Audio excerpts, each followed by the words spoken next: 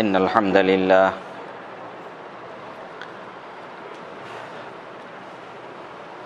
لله نحمده ونستعينه ونستغفره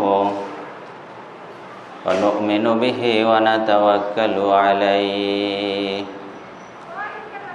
ونعوذ بالله من شرور أنفسنا ومن سيئات أعمالنا من يهده الله فلا مضل له ومن يضلله فلا هادي له وأشهد أن لا إله إلا الله وحده لا شريك له وأشهد أن محمدا عبده ورسوله أما بعد فإن خير الحديث كتاب الله وخير الهدي هدي محمد صلى الله عليه وسلم وشر الأمور محدثاتها وكل محدثة بدعة وكل بدعة ضلالة وكل ضلالة في النار أما بعد وقال سبحانه وتعالى في القرآن الكريم أعوذ بالله من الشيطان الرجيم بسم الله الرحمن الرحيم ولو أرادوا الخروج لأعدوا له عدة إلى آخر الآيات. عن أبي هريرة رضي الله تعالى عنه قال رسول الله صلى الله عليه وسلم إذا كان أول ليلة من شهر رمضان صفدت الشياطين ومردت الجن وغلقت أبواب النار فلم يفتح منها باب وفتحت أبواب الجنة فلم يغلق منها باب وينادي مناد يا باغي الخير أقبل يا باغي الشر أقصر ولله وتقاء من النار وذلك كل ليلة رواه الترمذي أو كما قال النبي صلى الله عليه وسلم رب اشرح لي صدري ويسر لي أمري واحلل عقدة من لساني يفقهوا قولي। সমস্ত প্রশংসা আল্লাহ সুবহানাহু ওয়া তাআলার জন্য, যিনি আমাদেরকে গত রমজান থেকে এই রমজানের আগ পর্যন্ত বাঁচিয়ে রেখেছেন। এটা একটা বড় নিয়ামত তিনি আমাদেরকে দান করেছেন। আল্লাহ রাব্বুল আলামিনের কাছে আরও প্রার্থনা করি তিনি যেন আমাদেরকে আগামী রমজান পর্যন্ত পৌঁছে দেন, আমরা যেন বেশি করে রমজানের যে ইবাদত বন্দেগীগুলো এগুলো করতে পারি, আল্লাহ যেন আমাদেরকে তৌফিক দান করেন। এবং সেই রব্বুল আলামিনের শুকরিয়া যিনি আমাদেরকে এ পর্যন্ত জীবিত রেখেছেন, আলহামদুলিল্লাহ। অনেকেই আমাদের থেকে বিদায় নিয়ে চলে গেছেন, তারা আর আগামী রমজান পাবে না, কিন্তু আমরা এখনও বেঁচে আছি। আমরা আশা করি যে আল্লাহ রাব্বুল আলামিন আমাদেরকে রমজান পর্যন্ত পৌঁছে দিবেন। দুরূদ এবং সালাম বর্ষিত হোক নবী মুহাম্মদুর রাসূলুল্লাহ সাল্লাল্লাহু আলাইহি ওয়াসাল্লামের উপরে, যার দেখানো পথ পেয়ে আজ আমরা সত্যকে সত্য হিসাবে এবং মিথ্যাকে মিথ্যা হিসাবে জানতে বুঝতে পেরেছি, জানার চেষ্টা করে যাচ্ছি। সেই নবীকুল শিরোমণির উপরে দুরূদ এবং সালাম বর্ষিত হোক। আল্লাহুম্মা সাল্লি আলাই আল্লাহুম্মা বারিক আলাই। শান্তি বর্ষিত হোক আমরা যারা জুমার সালাতে হাজির হয়েছি আমাদের সকলের উপরে। রমজানের পূর্ব মুহূর্ত, রমজানের শাবান মাসের শেষ জুমা, অতএব রমজানের পূর্ব মুহূর্তে রমজানের প্রস্তুতি এই বিষয়ের উপরে একটু আলোচনা করব ইনশাআল্লাহুল আজিজ। আমা তাওফিক ইল্লা বিল্লাহ আলাইহি তাওয়াক্কালতু ওয়া ইলাইহি উনীব। শুরুতে একটি আয়াত তেলাওয়াত করেছি, সূরা তাওবার 46 নম্বর আয়াত। আল্লাহ সুবহানাহু ওয়া তাআলা বলছেন যে ওয়ালাউ আরাদুল খুরুজা লা আ'আদ্দু লাহু উদ্দা, অর্থাৎ তাবুকের যুদ্ধে যখন আল্লাহর নবী ডাক দিলেন যে তাবুকের যুদ্ধে যেতে হবে, তোর প্রস্তুতি গ্রহণ করো, তখন সাহাবায়ে কিরামদের মধ্যে অনেকেই প্রস্তুতি গ্রহণ করলো। কিছু সংখ্যক সাহাবী তারা যেতে চাইও যেতে পারে নাই। তো আল্লাহ রাব্বুল আলামিন তাদের উদ্দেশ্য করে বলছেন যে তারা যদি ইচ্ছা পোষণ করত, যুদ্ধে যাওয়ার প্রস্তুতি গ্রহণ করত, তাহলে তারা কিছু মাল সামানা জোগাড় করত। অর্থাৎ সফরে যেতে হবে, তাহলে কিছু খাদ্য আমার সঙ্গে নিতে হবে, কিছু পরিধেয় বস্ত্র আমার সঙ্গে নিতে হবে। এই যে একটা প্রস্তুতি, আল্লাহ বলছেন যে এই প্রস্তুতি তাদের ভিতরে দেখা যায় নাই। তার কারণ হচ্ছে তারা আসলেই যাবে না, যেতে চায় নাই। বাহ্যিকভাবে হয়তো বলেছে যে যাব, কিন্তু তারা যায় নাই। তো ঠিক অনুরূপভাবে আমাদের সামনে রমজান একেবারেই নিকটবর্তী, সেজন্য আমাদেরও কিছু প্রস্তুতি গ্রহণ করতে হবে। যদি এই প্রস্তুতি আমাদের না থাকে, তাহলে সেই রমজানের যে ইবাদত বন্দেগীগুলো করব, রমজানের যে আমলগুলো করব, তার জন্য পূর্ব থেকে যদি প্রস্তুতি না থাকে, তাহলে আসলে আমরা সেই লক্ষ্যে আমরা পৌঁছাতে পারবো না। আগেই প্রস্তুতির দরকার আছে। তো আমরা অনেকেই প্রস্তুতি নিয়ে থাকি, যেমন ছোলা, বেসন, তারপরে বেগুন, খেজুর, এগুলো আমরা কিনে ফেলি। কারণ কি, ওই যে রমজান আসতেছে, ওই সময় দাম বেড়ে যাবে বা ওই সময় বাজারে সংকট দেখা দিতে পারে, এই জন্য আমরা এই প্রস্তুতিটা নিয়ে থাকি। অথচ আল্লাহ সুবহানাহু ওয়া তাআলা এই রমজানে আমাদের জন্য তিনি প্রস্তুতি গ্রহণ করেন, তাই না? আল্লাহ বলছেন কি, রমজান আসলে আমি কি করি, আসমানের দরজা খুলে দেই। তাহলে এটা কি আল্লাহর প্রস্তুতি না? আল্লাহ রাব্বুল আলামিন দরজা কি সবসময় খোলেন আসমানের? না, বিশেষ বিশেষ সময় আল্লাহ তার দরজা খোলেন। যেমন নেক বান্দার যখন রুহুটা বের করে নিয়ে যান, তখন আল্লাহ রাব্বুল আলামিন আসমানের দরজা খুলে দেন। কিন্তু কোনো পাপিষ্ট ব্যক্তির আত্মা যখন নিয়ে যায়, তখন কিন্তু আর দরজা খোলা হয় না। তাই এই পুরো রমজান মাস জুড়ে আল্লাহ রাব্বুল আলামিন বলছেন, আমি জান্নাতের দরজা খুলে দেই, জাহান্নামের দরজা বন্ধ করে রাখি, আসমানের দরজা খুলে দেই, রহমতের দরজা খুলে দেই। তার মানে এগুলো হচ্ছে আল্লাহ রাব্বুল আলামিনের প্রস্তুতি, যে আমার বান্দারা রমজান মাস আসতেছে, তারা ইবাদত বন্দেগী করবে, এই কারণেই আমি আমার এই প্রস্তুতিগুলো নিয়ে নিলাম। যে হাদিসটি তেলাওয়াত করলাম, তিরমিজি 682 নম্বর হাদিস, আবু হুরায়রা রাদিয়াল্লাহু তাআলা আনহু, তিনি বলছেন যে ইজা কানা আউয়ালু লাইলাতিম মিন শাহরে রমাজান, যখন রমজান মাসের প্রথম রাত্রিরে আগমন করে, আল্লাহ রাব্বুল আলামিন কি করেন, সুফিদাতি শায়াতিন, শয়তানকে শৃঙ্খলিত করেন, বন্দী করে রাখেন। শয়তান তো একজন নাকি? শয়তান একজন, ইবলিস। এরপরে আল্লাহ বলছেন ওয়া মারাদাতিল জিন, আর অবাধ্য জিনদেরকেও তিনি আটকে রাখেন। শয়তান তো আসলে জিনদের বংশধর, তাই না? শয়তানের মার নাম কি? নীলবিস, আর শয়তানের পিতার নাম খবিস। অর্থাৎ যখন এই জিন জাতিরা পৃথিবীতে আল্লাহর অবৈধতা শুরু করে দিল, আল্লাহ রাব্বুল আলামিন জিন জাতিকে ধ্বংস করার জন্য ফেরেশতাদেরকে পাঠিয়ে দিলেন, যাও ধ্বংস করে এসো। তখন দেখা গেল যে ইবলিস নামক এই জিন বাচ্চা ছিল, তখন চেহারাও ভালো, সুঠাম দেহের অধিকারী। ফেরেশতারা এসে তাদেরকে দেখে মায়ায় জড়িয়ে গেল। আল্লাহ রাব্বুল আলামিনকে বলছেন, রব্বুল আলামিন সবকে ধ্বংস করে দিলাম, কিন্তু এই বাচ্চাটাকে বাঁচিয়ে রাখি, একে আমাদের কাছে নিয়ে আসি, একে আমরা লালন পালন করব, বড় করে আমাদের মতো করে তুলব। একে ধ্বংস করে লাভ কি, এ তো বাচ্চা, শিশু এখনো। তাই কিন্তু আল্লাহ রাব্বুল আলামিন ওই জিনকে, ইবলিসকে বাঁচিয়ে রেখেছিলেন। ফেরেশতারা তাকে উপরে নিয়ে গেলেন। ফেরেশতাদের কি মুআল্লিমুল মালাইকা বলা হয়, ফেরেশতাদের সর্দার হয়ে গেল ইবাদত বন্দেগী করতে করতে। তাকে তারা সেইভাবে ট্রেনিং দিয়েছিল। কিন্তু ও যে জিন, ওর ভিতরে যে একটা ইচ্ছা শক্তি আছে, ফেরেশতাদের কিন্তু সেই শক্তি নাই। এ কারণেই আল্লাহ রাব্বুল আলামিন যখন আদমকে সেজদা করতে বললো, তখন ওর ইচ্ছা শক্তি জেগে উঠলো। ও কি করলো?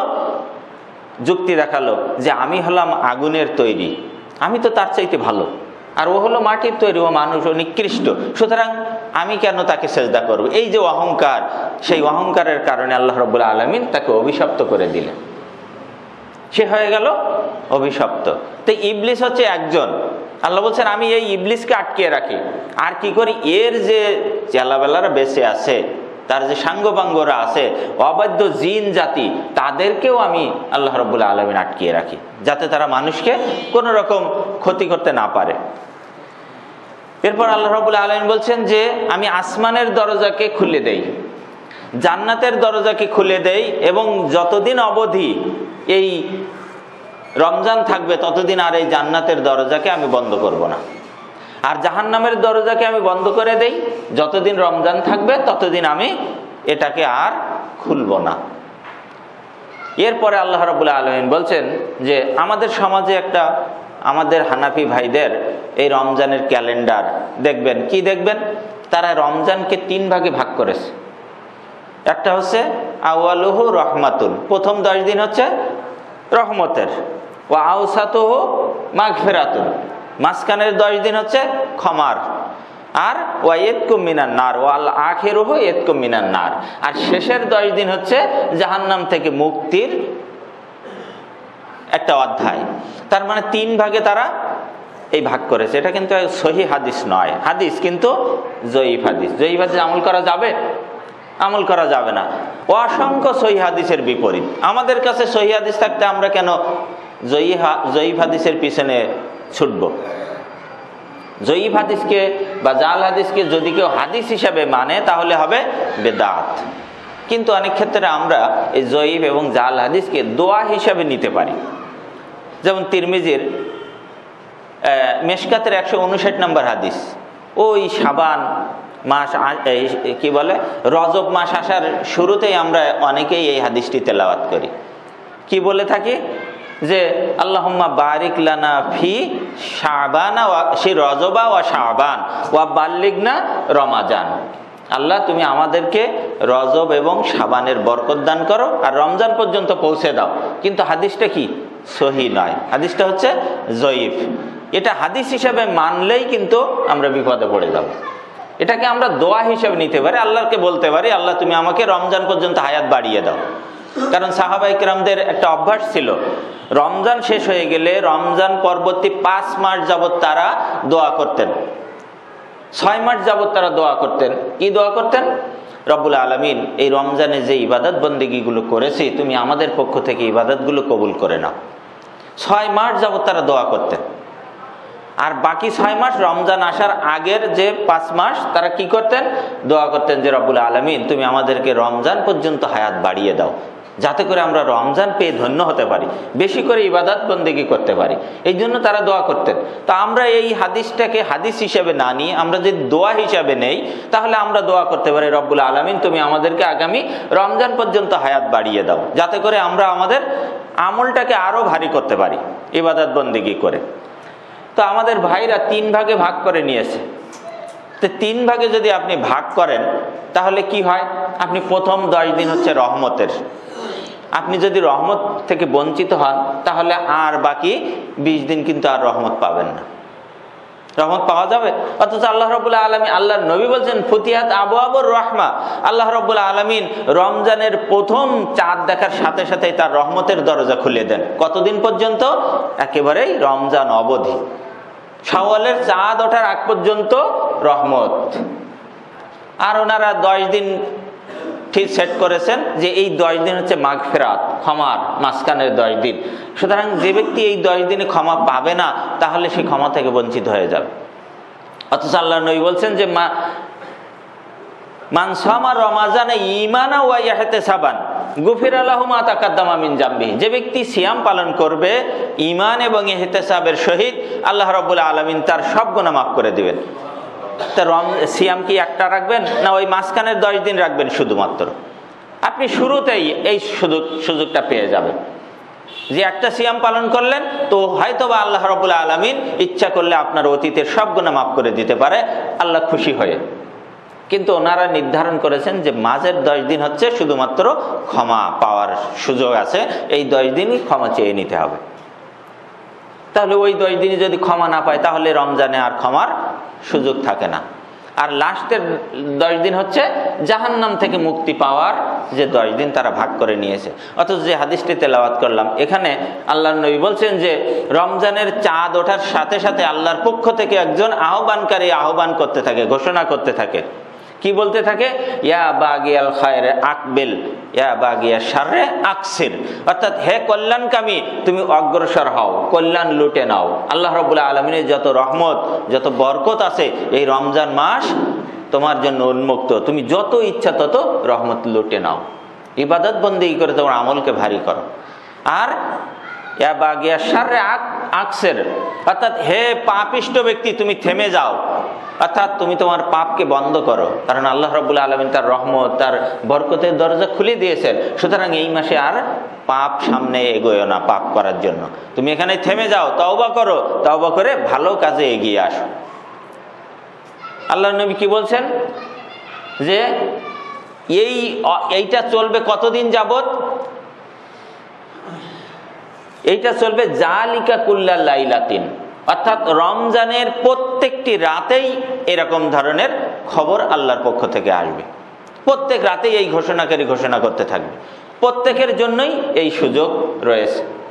ওয়ালিল্লাহি উতাকাউ মিনান নার, আল্লাহ রাব্বুল আলামিন প্রত্যেক রাতেই কিছু কিছু মানুষকে জাহান্নাম থেকে মুক্তি দিয়ে থাকেন এই রমজানের রাতে। আর এটা চলবে একেবারে প্রথম থেকে শেষ পর্যন্ত। তাহলে তারা শুধুমাত্র শেষ 10 দিন জাহান্নাম থেকে মুক্তির আশা পোষণ করে থাকে। আর আমরা আশা পোষণ করি পুরো রমজান আমাদের জন্য রহমত, পুরো রমজান আমাদের জন্য মাগফিরাত, পুরো রমজান জুড়েই আমাদের জন্য নাজাতের একটা সুযোগ। সুতরাং আমরা রমজানের যেন প্রতিটি মুহূর্ত কাজে লাগাতে পারি, আমরা যেন আল্লাহর রহমত থেকে বঞ্চিত না হই, আল্লাহর ক্ষমা থেকে বঞ্চিত না হই। এবং সর্বশেষ আল্লাহর নবী কি বলছেন যে যদি কেউ রমজানের 10 দিনে ক্ষমা, 20 দিনে ক্ষমা পেল না, তাহলে তার পরবর্তীতে আর সুযোগ আছে রমজানের বাকি 10 দিন। এই 10 দিনের ভিতরে 5টি বিজোড় রাত আছে। সেই রাতগুলোকে কি বলা হয়? লাইলাতুল কদর। আল্লাহর নবী বলছেন যে মান কামা লাইলাতুল কদরে ঈমানাও ওয়া ইহতিসাবান গুফিরা লাহু মা তাকাদ্দামা মিন যামবিহি। পুরো রমজান জুড়ে যদি ক্ষমার সুযোগ না পেয়ে থাকি, তাহলে লাইলাতুল কদরে যদি কোনো ব্যক্তি ঈমান এবং ইহতিসাবের সহিত ইবাদত বন্দেগী করে, আল্লাহ রাব্বুল আলামিন বলছেন তার অতীতের সব গুনাহ আমি মাফ করে দেব। তাহলে অন্তত সর্বশেষ সুযোগটা থেকে যেন আমরা বঞ্চিত না হই, সেজন্য আমাদের প্রস্তুতি গ্রহণ করতে হবে। বাজার ঘাট কেনাকাটা যা করার আমাদের রমজানের আগে অথবা প্রথম দিকেই সেরে ফেলতে হবে, যেন আমার রমজানের একটা মুহূর্ত হেলায় নষ্ট না হয়। কোরআন তেলাওয়াত করতে হবে, নফল সালাত আদায় করতে হবে, ওযু করতে হবে, 2 রাকাত সালাত আদায় করতে হবে, তাসবিহ তাহলিল করতে হবে, আল্লাহর কাছে ক্ষমা চাইতে হবে। এভাবেই যেন আমাদের পুরো রমজানটা অতিবাহিত হয়। আল্লাহ যেন আমাদেরকে সে তৌফিক দান করেন। তো রমজানের শুরুতেই আমাদের যে প্রস্তুতিমূলক কাজ, তার প্রথমটা হচ্ছে চাঁদ দেখা। কারণ কি? চাঁদ দেখাটা হচ্ছে ফরজে কেফায়া। এটা কিন্তু সুন্নাত নয়, মুস্তাহাব নয়, ফরজে কেফায়া। ফরজ 2 প্রকার, তাই না? ফরজে আইন আর ফরজে কেফায়া। ফরজে আইনটা কি? এটা সবার জন্য বাধ্যতামূলক, কেউ করবে আর কেউ ছাড় পাবে এমনটি নয়। যেমন এই জুমার সালাত, প্রত্যেক বালেগ মুসলিমের উপরে জুমার সালাত ফরজ। কিন্তু যদি বলে না আমার ভাই গেছে আমি আজকে যাব না, মাপ পেয়ে গেলাম, হবে? হবে না, প্রত্যেকের জন্য বাধ্যতামূলক। কিন্তু জানাজার সালাত এটা কি? ফরজে কেফায়া, কেউ আদায় করে নিলেই বাকি লোকগুলো মুক্তি পেয়ে যাবে। তা ঠিক চাঁদ দেখাটা হচ্ছে ফরজে কেফায়া। কেউ যদি চাঁদ দেখে তাহলে আমরা সবাই মুক্তি পেয়ে যাব। আর যদি কেউই না দেখে তাহলে সবাই এই পাপের অংশীদার হব, ভাগী হব। এজন্য চাঁদ দেখা এটা ফরজে কেফায়া। চাঁদ দেখার একটা প্রস্তুতি থাকতে হবে, চাঁদ দেখতে হবে। কারণ আল্লাহর নবী বলছেন চাঁদ দেখে সিয়াম পালন করো আর চাঁদ দেখে সিয়াম ছেড়ে দাও। যেমন বুখারীর 1906 নম্বর হাদিসটি, আব্দুল্লাহ ইবনে ওমর রাদিয়াল্লাহু তাআলা আনহুমা তিনি বলছেন যে আন্না রাসূলুল্লাহ সাল্লাল্লাহু আলাইহি ওয়াসাল্লাম যাকারা রমাজান, আল্লাহর নবী রমজান সম্পর্কে আলোচনা করতেছিলেন। ফাকলা তিনি বললেন যে লা তাসুমু, সিয়াম পালন করবে না, হাত্তা তারাউল হেলাল, যতক্ষণ না নতুন চাঁদ দেখবে। তার মানে আল্লাহর নবী নিষেধ করে দিলেন। লা কি বললেন? যে লা তাসুমু, সিয়াম পালন করবে না, অর্থাৎ সিয়াম পালন করা যাবে না, এটা হারাম। কতক্ষণ পর্যন্ত? যতক্ষণ না তোমরা নতুন চাঁদ না দেখবে। আর আল্লাহর নবী হারাম করতে পারেন কি পারেন না? আল্লাহ নবী ফরজও করতে পারেন, হারামও করতে পারেন না? আমরা তো শুধু শুনে আসছি যে আল্লাহর পক্ষ থেকে যেটা আসে ওইটা হালাল, আর আল্লাহর পক্ষ থেকে যেটা নিষিদ্ধ ওইটা হারাম, এটাই। কিন্তু না, আল্লাহ রাব্বুল আলামিনও ফরজ করতে পারেন, আল্লাহর নবীও ফরজ করতে পারেন। যেমন আল্লাহর নবী আমাদের সাদাকাতুল ফিতর আদায় করাটা কি ফরজ না? আল্লাহ নবী বলছেন ফারাজা রাসূলুল্লাহ সাল্লাল্লাহু আলাইহি ওয়াসাল্লাম সাদাকাতুল ফিতর আলা কুল্লি মুসলিম, প্রত্যেক মুসলিমের উপরে সাদাকাতুল ফিতর ফরজ। এটা তো আল্লাহ করেন নাই, করেছেন কে? আল্লাহর নবী। আল্লাহ রাব্বুল আলামিন সূরা এই তাওবার 29 নম্বর আয়াত আল্লাহ বলছেন ওয়ালা ইউহাররিমুনা, তারা এটাকে হারাম মনে করে না। কোনটাকে? মা হারামাল্লাহ, যা আল্লাহ হারাম করেছেন তারা এটাকে হারাম মনে করে না। ওয়া রাসূলুহু, এবং রাসূল যেটাকে হারাম করেছেন সেটাকেও তারা হারাম মনে করে না। তাহলে বোঝা যাচ্ছে এই আয়াতে যে আল্লাহর নবীও হারাম করতে পারেন। তো সেই হিসেবে আল্লাহর নবী বলছেন যে লা তাসুমু, তোমরা সিয়াম পালন করবে না, তোমাদের জন্য হারাম যতক্ষণ না এই নতুন চাঁদ দেখবে। ওয়ালা তুফতিরু, আর ততক্ষণ পর্যন্ত সিয়াম ছাড়বে না যতক্ষণ না হাত্তা তারাহু, যতক্ষণ না এই নতুন চাঁদ আবার দেখবে, অর্থাৎ শাওয়ালের চাঁদ। তারপর আল্লাহর নবী বলছেন যে ফাইন গুম্মা আলাইকুম, যদি দেখো যে চাঁদ দেখা যাচ্ছে না, আকাশ মেঘাচ্ছন্ন, তাহলে কি করবে? ফাকদুরু লাহু, এই শাবান মাসকে তোমরা পূর্ণ করবে। শাবান মাস পূর্ণ করবে। মাস কত দিনে হয়? 29, 30। আরবি মাস 31-এ হবে না, 28-এও হবে না, মাস হবে 29 এবং 30-এ। তা আমরা চাঁদ দেখার চেষ্টা করব কোন দিন থেকে? 29 তারিখে আমরা চাঁদ দেখার চেষ্টা করব। যদি চাঁদ দেখা যায় তাহলে আলহামদুলিল্লাহ সিয়াম শুরু করব। আর যদি চাঁদ দেখা না যায় আকাশ মেঘাচ্ছন্ন থাকার কারণে অথবা অন্য কোনো কারণে, তাহলে কি হবে? আমরা 30 দিন পূর্ণ করব শাবান মাস। 30 দিন পূর্ণ করলে কি হবে? আমাদের আর সন্দেহ থাকবে না যে আমরা আগামীকাল থেকে নিশ্চিত হয়ে যাব যে আগামীকাল রমজান। যদি আমরা চিন্তা করি, সন্দেহ পোষণ করি যে গত মাস রজব মাসে 29 দিনে গেছে, তাহলে শাবান মাস তো 30-এই হবে, অথবা রজব মাস 30-এ হয়েছে, তাহলে শাবান মাস 29-এ হবে। তাহলে আমরা আর দেরি 30 দিন পূর্ণ করার দরকার নেই, আসমান আকাশে মেঘাচ্ছন্ন, অতএব আমরা শাবান মাসকে আরো একদিন দীর্ঘায়িত করি, অথবা 29 ধরে নিয়ে আমরা সিয়াম শুরু করে দেই। এই যে সন্দেহের দিনে যে সিয়াম পালন করা, এই ব্যাপারে এটা কিন্তু হারাম। কেমন হারাম?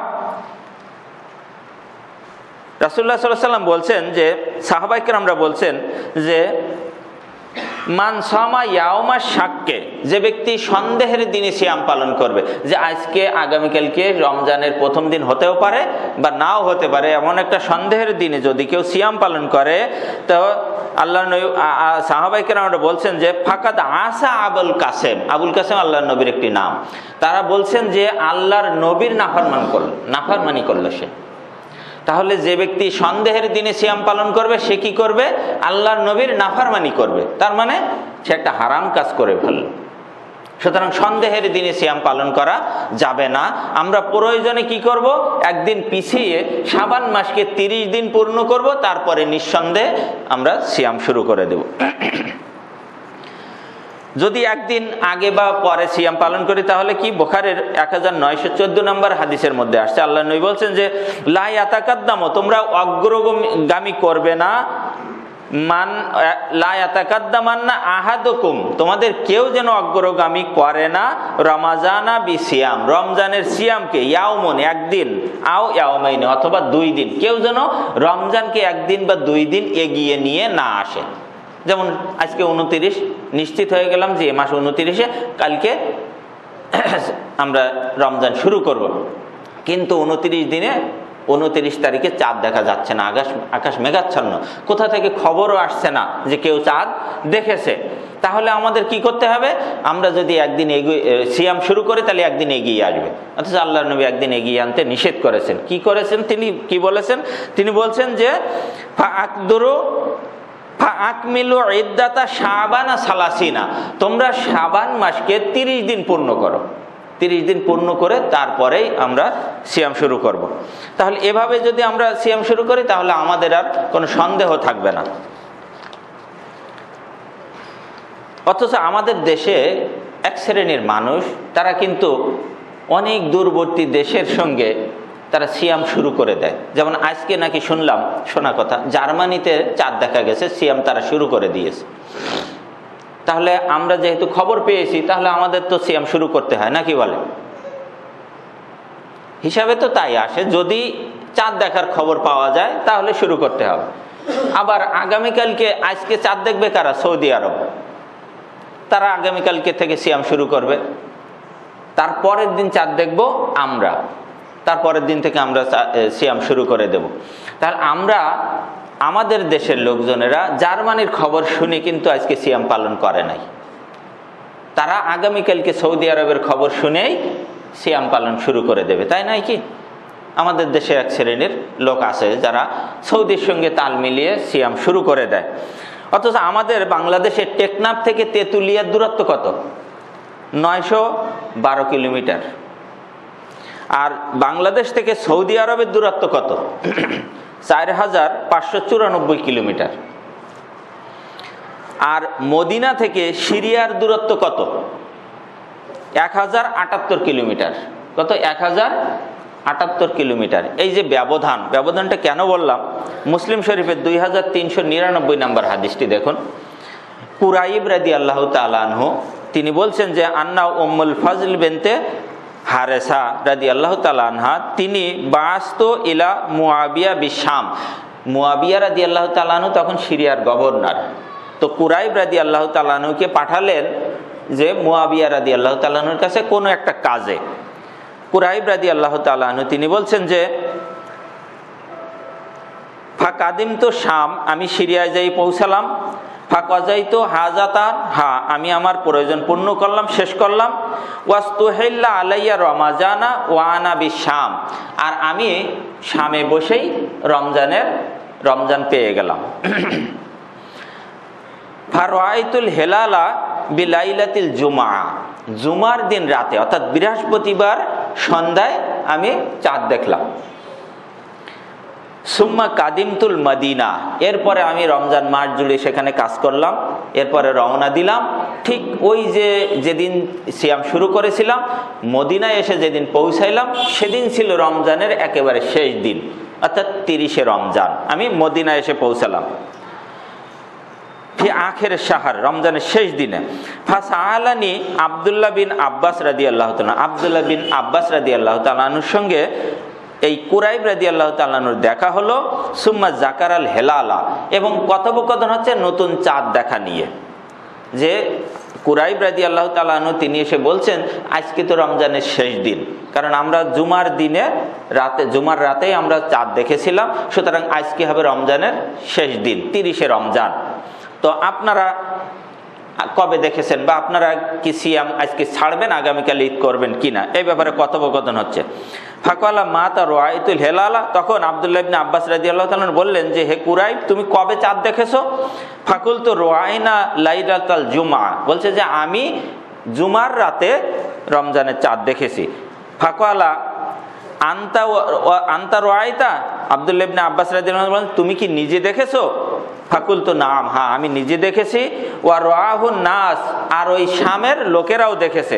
ওয়া সামু, আমরা সবাই সিয়াম পালন করা শুরু করেছিলাম। ওয়া সামা মুয়াবিয়া, ওখানের যিনি গভর্নর মুয়াবিয়া তিনিও সিয়াম পালন করা শুরু করেছিলেন ওই জুমার রাতের চাঁদ দেখে। ফাকালা আব্দুল্লাহ ইবনে আব্বাস রাদিয়াল্লাহু তাআলা বলছেন যে লাকিন্না রাআইনাহু লাইলাতা সাবতে, কিন্তু আমরা দেখেছি শনিবারের দিন রাতে চাঁদ। তার মানে উনি দেখেছেন বৃহস্পতিবার দিন রাতে সন্ধ্যায়, আর আব্দুল্লাহ ইবনে আব্বাস মদিনায় থেকে তিনি কবে দেখলেন? পরের দিন শুক্রবারের দিন সন্ধ্যায় চাঁদ দেখেছেন। একদিনের ব্যবধান হলো কিনা? একদিনের ব্যবধান হলো।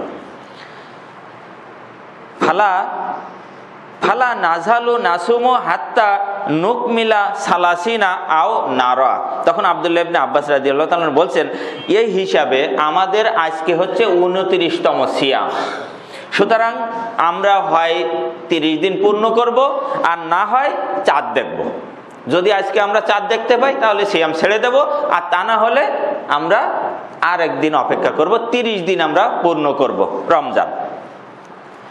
কুলতু, তখন কুরাইব রাদিয়াল্লাহু তাআলা তিনি বলছেন যে আওয়ালা তাকফিয়া বি রুয়াতি মুয়াবিয়া ওয়া সিয়ামিহি, ওই শামে মুয়াবিয়া চাঁদ দেখেছে, সে সিয়াম পালন করছে, এটা কি আপনাদের জন্য যথেষ্ট নয়? এই খবরটা শোনার পরে আপনাদের জন্য এটা কি যথেষ্ট হবে না যে ওখানে তো চাঁদ দেখেছে, ওখানে তো আমিও নিজেও চাঁদ দেখেছি, মুয়াবিয়া সে গভর্নর সেও চাঁদ দেখেছে এবং সিয়াম পালন করেছে, তাহলে সেই হিসাবে আজকে হচ্ছে 30তম সিয়াম শাম হিসাবে, সিরিয়া হিসাবে, তাহলে এই খবরটা কি আপনাদের জন্য যথেষ্ট নয়?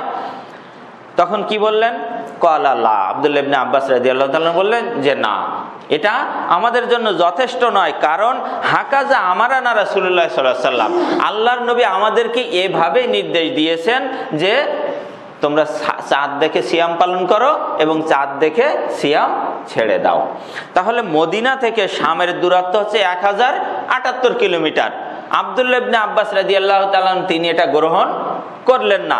আর আমরা সৌদি আরবে 4594 কিলোমিটার দূরের খবর শুনে আমরা একদিন আগেই সিয়াম শুরু করে দেই। সুতরাং যারা এই কাজটি করছে, আমার মনে হয় হাদিসের দৃষ্টিতে নিতান্ত তাদের যুক্তি এবং মস্তিষ্ক প্রসূত বিদ্যা বা জ্ঞান দিয়েই তারা করে যাচ্ছে, তারা কোরআন সুন্নাহর জ্ঞান দিয়েই তারা করছে না। সুতরাং তাদের প্রতি আহ্বান থাকবে, আসুন আমরা কোরআন সুন্নাহর দিকে ফিরে আসি। ঐক্য হবে তাওহীদের ভিত্তিতে, ঐক্য কোনোদিন চাঁদ দেখার ভিত্তিতে হয় না। তাহলে জার্মানির সাথে হয়তো, জার্মান আজকের সিয়াম শুরু করে দিয়েছে, গতকালকে চাঁদ দেখেছে। তাহলে যদি ঐক্য হতে হতো, ঐক্যবদ্ধ, তাহলে চাঁদ দেখার ভিত্তিতে তাহলে আমাদেরকে আজকে সিয়াম পালন করতে হতো। সুতরাং যেহেতু চাঁদ দেখার ভিত্তিতে ঐক্য হয় না, ঐক্য হতে হবে তাওহীদের ভিত্তিতে, এক কালেমার ভিত্তিতেই আমাদেরকে ঐক্যবদ্ধ হতে হবে। আল্লাহ রাব্বুল আলামিন আমাদেরকে এই বুঝ দান করুন। মুসলিম, ইমাম মুসলিম রাহিমাহুল্লাহ একটা অধ্যায় রচনা করেছেন। তিনি কি বলছেন যে এক দেশের চাঁদ দেখা অন্য দেশের মানুষের জন্য এটা গ্রহণযোগ্য হবে না। ইমাম মুসলিম রাহিমাহুল্লাহ, তাহলে ইমাম মুসলিমের থেকেও আমরা বেশি বুঝেছি এখন, যারা আমরা সৌদির চাঁদ দেখা দেখে শুনেই আমরা সিয়াম পালন করতেছি, তারা আমরা ইমাম মুসলিম রাহিমাহুল্লাহর এই বুঝটাও গ্রহণ করলাম না।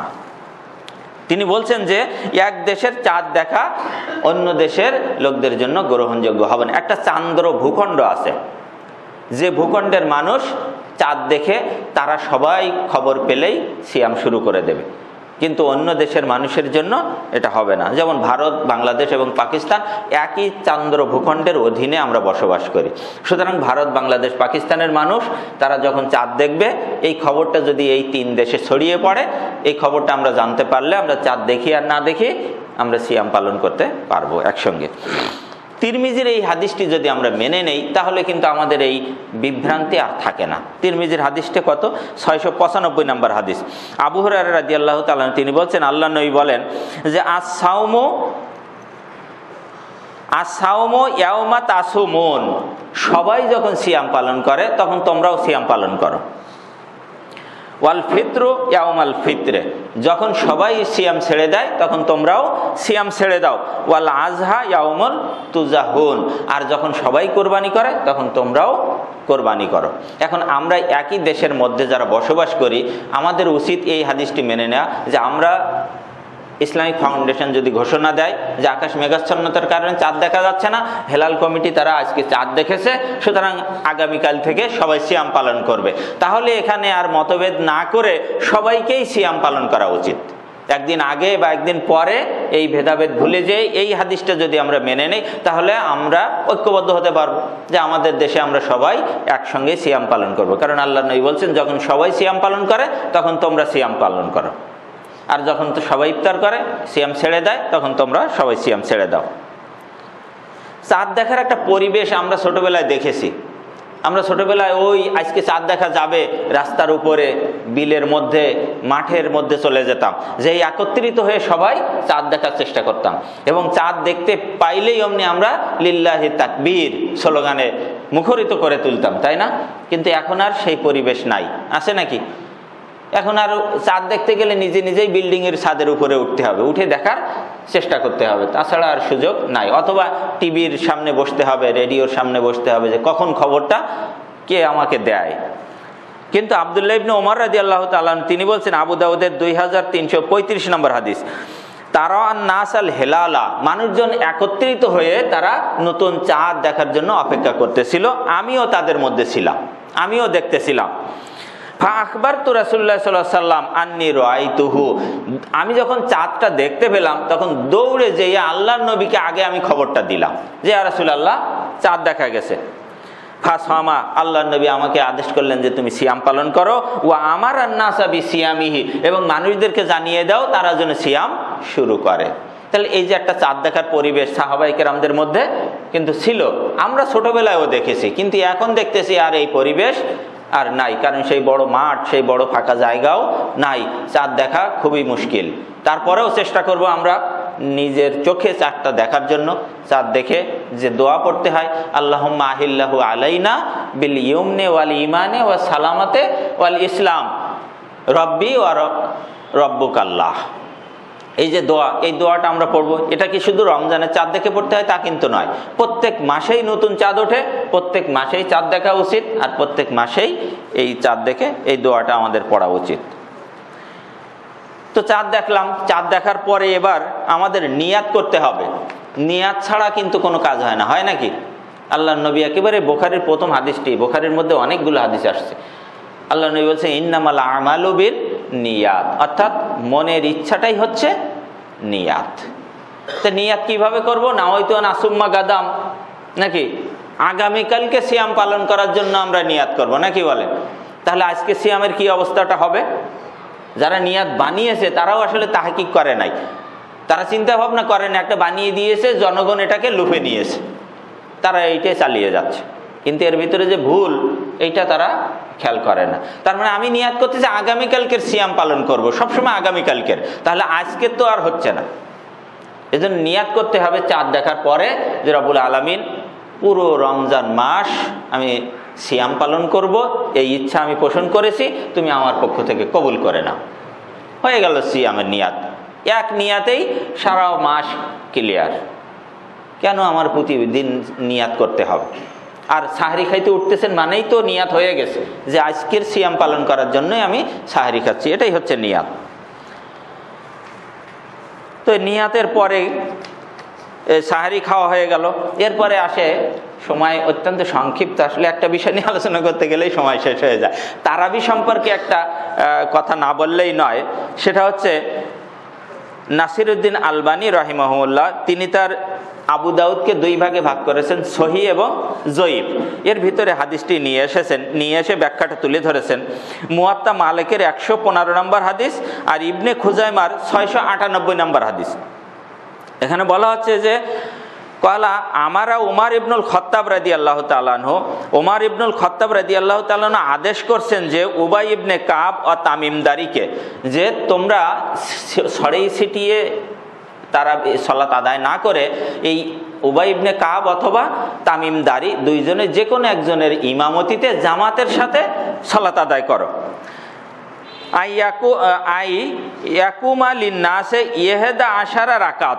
আর তিনি আদেশ করলেন যে 11 রাকাত সালাত আদায় করবে। 11 রাকাত সালাত আদায় করার জন্য তিনি উবাই ইবনে কাব এবং তামিমদারি রাদিয়াল্লাহু তাআলা আনহু দুইজনকেই আদেশ করলেন যে তোমরা জামাতবদ্ধ হয়ে 11 রাকাত সালাত আদায় করবে।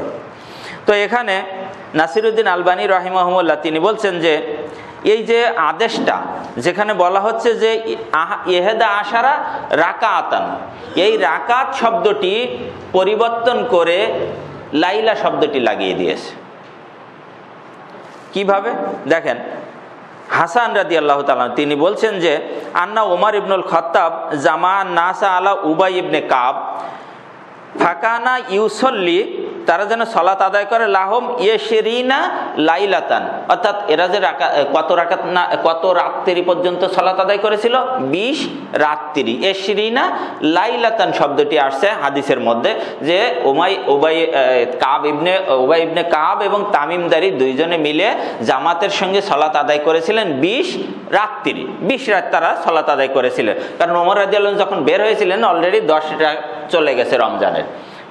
11তম রাতে আদেশ করলেন, ওনারা শুরু করে শেষ নামালেন 20 রাত পর্যন্ত। তো উক্ত হাদিসের টিকায় এসে এবার এই হাদিসটাকে কিভাবে বিকৃত করা হচ্ছে একটুখানি বলেই শেষ করবো ইনশাল্লাহ। এই হাদিসের টিকায় এসে দারুল উলুম দেওবন্দ মাদ্রাসার প্রধান শিক্ষক শাইখুল হিন্দ নামে তিনি পরিচিত মাওলানা মাহমুদুল হাসান নিজের পক্ষ থেকে এই টিকা লিখতে যেয়ে তিনি একটি শব্দ তৈরি করে লিখেছেন যে ইশরিনা লাইলাতান হবে না, এখানে হবে ইশরিনা রাকাতান। তাহলে 20 রাত্রির জায়গায় কি হয়ে যায়? ইশরিনা রাকাতান, 20 রাকাত হয়ে যায়। তিনি এটাকে টিকার মধ্যে ঢুকিয়ে দিলেন যে 20 রাকাত। তার এই বক্তব্য অনুযায়ী দিল্লি মুজতাবা প্রেস থেকে আবু দাউদ ছাপানো হয়। এই টিকায় এই কথাটা উল্লেখ করে আবু দাউদ ছাপানো হলো। এরপরে পরবর্তীতে ওনার মৃত্যুর পরে মাওলানা খাইরুল হাসান যখন তিনি ওই দেওবন্দের মাদ্রাসার প্রধান হন, তিনি কি করলেন, মূল হাদিসের ভিতরে ওই লাইলাতুন শব্দটি কেটে দিয়ে রাকাতিন শব্দটি ঢুকিয়ে দিলেন। ঢুকানোর পরে এবার এই দিল্লি মুজতাবা প্রেস থেকে এই আবু দাউদ ছাপানো হলো। তাহলে কি হলো, শেরিনা 20 লাইলাতান রাত, 20 রাত্রি তারাবি পড়িয়েছিলেন কারা? উবাই ইবনে কাব এবং তামিম দারি দুইজনে মিলে। সেই হাদিসটাতে এসে কি হলো, উমর রাদিয়াল্লাহু তাআলা আদেশ করার প্রেক্ষাপটে শেরিনা রাকাতান হলো। তার মানে তামিমদারি এবং উবাই ইবনে কাব দুইজনে মিলে 20 রাকাত তারাবির আদেশ করলেন পড়ানোর জন্য ওমর রাদিয়াল্লাহু তাআলা। হাদিস হয়ে গেল। এখন পরবর্তীতে দেখেন, এই যে যত মাদ্রাসায় আমাদের এই ভারতীয় উপমহাদেশ, এই দিল্লি মুজতাবা রশিদি প্রেস থেকে ছাপানো আবু দাউদে এইটাই পড়ানো হচ্ছে।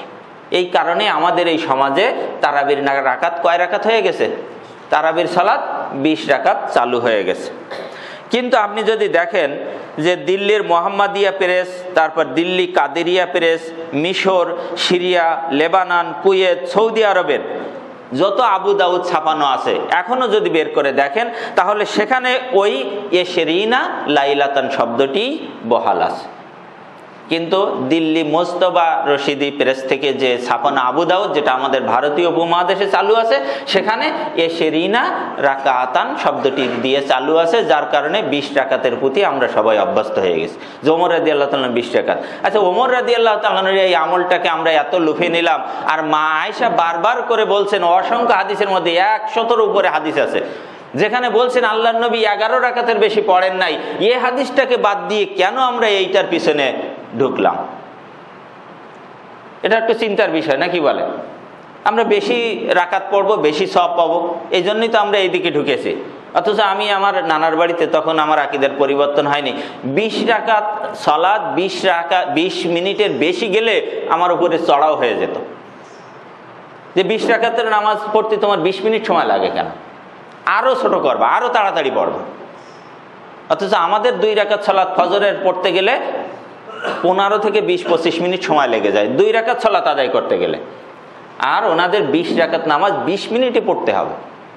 মানে একেবারে কিসের গতিতে বলা যায়, এইভাবে সালাত আদায় করলে সালাত হবে?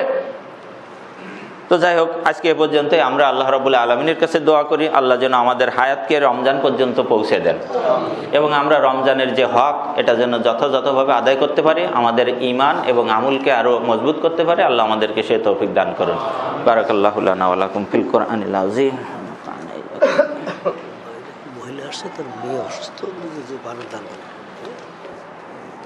আলহামদুলিল্লাহ, আলহামদুলিল্লাহ ওয়াহদা ওয়াসসালাতু ওয়াসসালামু আলা মান লা নাবিয়্যা বা'দা ওয়া আলা আলিহি ওয়া সাহবিহি আজমাইন, আম্মা বা'দ, ওয়া আলা আলিহি ওয়া সাহবিহি আজমাইন। মা কানা মুহাম্মাদুন আবা আহাদিম মির রিজালিকুম ওয়ালাকিন রাসূলুল্লাহি ওয়া খাতামান নাবিয়্যিন ওয়া কানা আল্লাহু বিকুল্লি শাইইন আলিমা। ইন্নাল্লাহা ওয়া মালাইকাতাহু ইউসাল্লুনা আলান নাবিয়্যি ইয়া আইয়ুহাল্লাযীনা আমানু সাল্লু আলাইহি ওয়া সাল্লিমু তাসলিমা। আল্লাহুম্মা সাল্লি আলা মুহাম্মাদ ওয়া আলা আলি মুহাম্মাদ কামা সাল্লাইতা আলা ইব্রাহিম ওয়া আলা আলি ইব্রাহিম ইন্নাকা হামিদুম মাজিদ। আল্লাহুম্মা বারিক আলা মুহাম্মাদ ওয়া আলা আলি মুহাম্মাদ কামা বারাকতা আলা ইব্রাহিম ওয়া আলা আলি ইব্রাহিম ইন্নাকা হামিদুম মাজিদ। রব্বানা আতিনা ফিদ দুনিয়া হাসানাহ ওয়া ফিল আখিরাতি হাসানাহ ওয়া কিনা আযাবান নার। দুই একটি কথা। আজকেই গোবরচাকা মোহাম্মদিয়া মসজিদে ওনারা একটা দার্সের আয়োজন করেছেন, আলোচনা সভার আয়োজন করেছেন। আসর থেকে মাগরিব, মাগরিব থেকে এশা এবং এশা থেকে 1 ঘন্টা 3 জন বক্তা বক্তব্য দান করবেন এই রমজান সংক্রান্ত। আপনারা সেখানে, আপনাদের সবার দাওয়াত, আপনারা একটা মহাতি অনুষ্ঠান, এখানে অংশগ্রহণ করবেন দিনের কিছু জ্ঞান অর্জন করার জন্য। আপনারা সবাই সেখানে যাবেন ইনশাআল্লাহ। আসর থেকে মাগরিব 1 জন, মাগরিব থেকে এশা 1 জন, আর এশার পর থেকে 1 ঘন্টা আর 1 জন, 3 জন বক্তা আলোচনা করবেন ধারাবাহিকভাবে। তো আমার মনে হয় এইভাবে ভাগ করে দিলে, সময় এবং বিষয় নির্ধারণ করে দিলে ভালো হয়। তো তারা সেটা করেছে, আপনারা সেখানে যাবেন, সেখানে কিছু দিনের জ্ঞান অর্জন করবেন।